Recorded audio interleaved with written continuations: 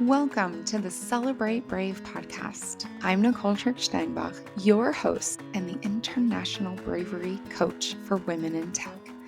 I serve women all over the world to earn more money, create more opportunities, and thrive in the tech industry because tech needs all of us. Are you ready? Let's go. Hello, brave people. Today is going to be a short one. It's all about choosing how you show up. I'm making this podcast episode because in recent consultations with potential clients, as well as in two major speaking engagements I had, so often this idea of everything's out of control. I don't control anything. I can do this and I can do that. And they're doing this and this is happening to me. And And first I'm going to say, yes, I have these feelings too. Of course I do. It is a crazy time. And the truth is that it's always a crazy time. The majority of what we experience, our relationships, our professions, our finances, etc., can feel so out of our control and it can spin us out. Yeah, totally. And I've mentioned on this podcast in a couple of different places a technique that I use called the model. And in every interview, at some point, we get to the point either directly or indirectly about the fact, and it is truly a fact, that we choose how we show up. And so in these conversations, in these consultations, in the Q&A after a speaking engagement, in my own life, I have been sharing the same technique over and over again, and I thought it's time to share it on the podcast. The tip and technique requires a piece of paper and a pen, or a whiteboard and a whiteboard marker, or any other combination that permits you to do this exercise. You don't do it in your head, you do it with your hand, and you create a visualization. Okay? If you're one of those people who uses an electronic pen, yeah, that totally counts. What's important is that you have a visualization after this exercise. All right. So you've got your piece of paper and you've got your pen. And in the center of that paper, you're going to draw a circle about the size of your fist. And it's a closed circle. Okay. So you draw a circle and it's about the size of your fist in the middle of the piece of paper. And you close the circle. So it's a full line. This, dear listener, amazing human that you are, this is your circle of control. These are the things that you control. Things like the quality of coffee I drink, the amount of sleep that I get, if I sign up for a half marathon or not, when I record podcast episodes, my attitude, showing up on time, who I spend time with. These are the things I control. What do you control? Okay, then around your circle of control, still sort of in the center of the paper, but about, a finger length away from your circle of control, you're going to draw another closed circle. So you've got your fist-sized circle of control in the center of your paper, closed line, and now you've got slightly outside of that another closed circle that is your circle of influence. These are the things that you influence. So, for example, I can influence when my children go into their bedrooms to lay down. I can influence my clients and the exercises and the experiences and the knowledge and mindset they're exposed to. We influence the agenda of meetings we show up to. We influence how other people reflect with us, how they act with us. We influence it by what we accept, by what we don't accept, and by living in the spaces we control and the aspects of our lives that we control to the best of our ability for how we choose to show up. We influence other people. We influence processes. We influence political situations. We influence a lot, and we control very little. Okay, so we've got the circle of control.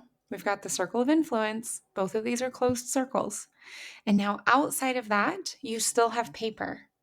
No more circles. These are the areas of your concern. These are things like how other people actually choose to behave, the operational processes at the corporation that you work in, the hiring practices of the entire tech industry, the investment realities across the entire world. If and how democratic or revolutions, civil war, etc., is taking place in other places of the world. This is everything that concerns you. The tax code, right? The tax code of wherever you live. These are all these things that concern you, that are areas of concern that you do not influence and that you do not control. So let's take something massive and then we're going to bring it back to our professions in tech. What do I control? I control my attitude about climate change. I control how much plastic I buy, how much I choose to put into the recycling process. What do I influence? Climate change. Let's stay with plastic. I influence how my family does that. I influence my friends by talking about climate change. I'm influencing you right now by talking about climate change as a fact, as a reality, and the reality and the fact that plastic plays a huge role in climate change. The concern. It does concern me that the vast majority of plastics actually cannot be recycled. It concerns me that the recycling processes around the world are very inefficient. That concerns me. Influence? No. Control? Absolutely not. Now, could I pull that concern into influence by becoming politically active to change any of those aspects that concern me? Yeah, I could. Am I doing that? No, I am not, because I know this tip, the circles of control. Let's take it to our professions. Control. I show up. I control how I show up. I control when I show up, and I control the quality and the value of the impact I make in showing up as a woman in technology. Influence. I influence others by communicating my value, communicating my impact, and showing up in the wholeness of who I am, how I dress, how I speak. I show people, I influence them to expand their idea of what a technologist or what someone in the technology industry can look like and sound like and do. I influence that. I can also, for example, if you have a full-time job, I can control where I work. I can control my salary that I'm willing to accept. And then when it goes into promotions and raises, I can influence that. I can influence if the promotion happens. Check out my podcast, How to Make Your Next Promotion Inevitable. I can influence the size of the raise. And at the end of the day, it's someone else's decision. At the end of the day, if you work at a massive corporation or even a small corporation, a startup. And then it can go back into control when you say yes or no. So if you get a promotion and you say yes, or if you don't, or if you get a raise that you feel is unacceptable, you can go change where you work.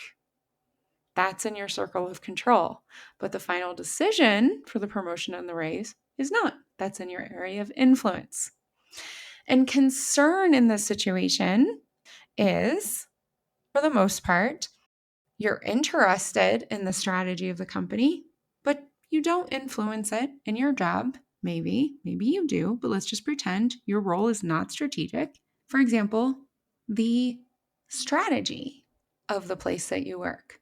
If you're in a global strategy role, you definitely influence this. If you are in an executive C-level role, then you definitely control this. For the vast majority of people who are listening to this is a concern of yours. Perhaps you work at a place, and I certainly hope that you do because it's sort of the baseline, that asks for you to influence the strategy, then you can influence it. The majority of the time, it's a concern. Do you see how this works?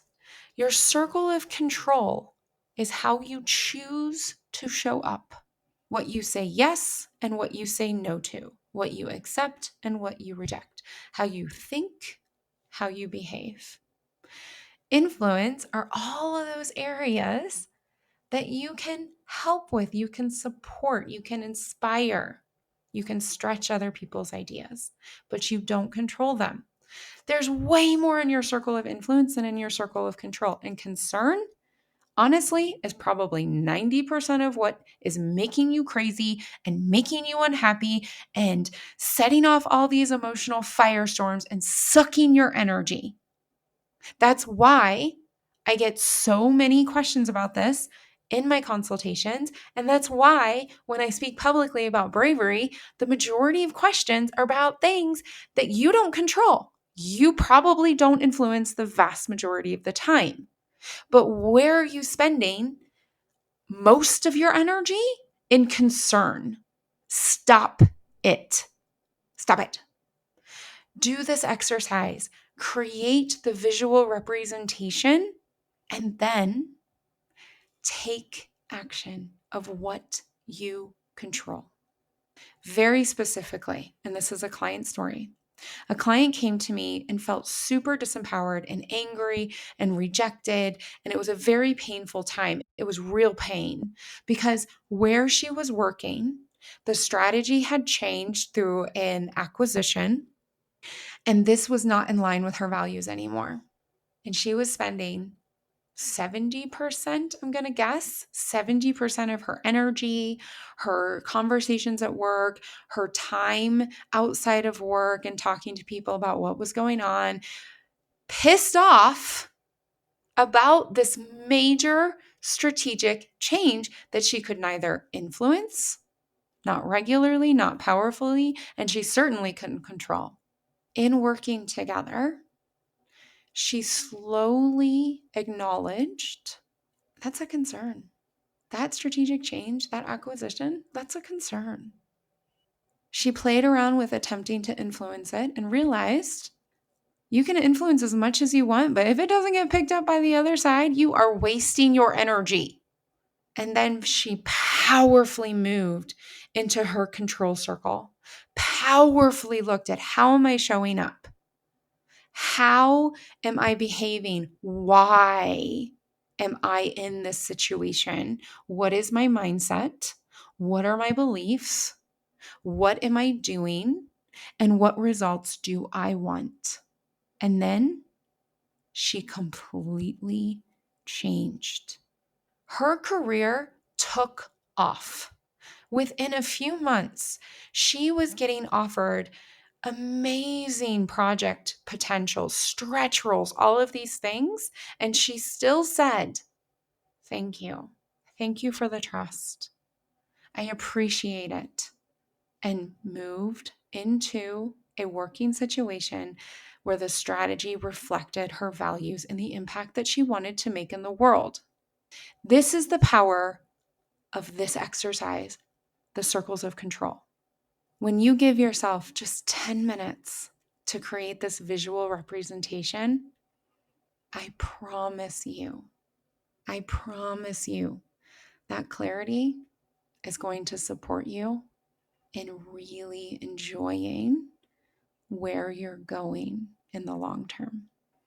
So there we go. A quick, simple trick that's going to support you as you build your brave. Till next time. Thank you for listening to this episode of the Celebrate Brave podcast. If you're ready to build your brave, to live a life you love, and create a career that matters to you, reach out. Together, we can spend time one-on-one to explore how I can help you.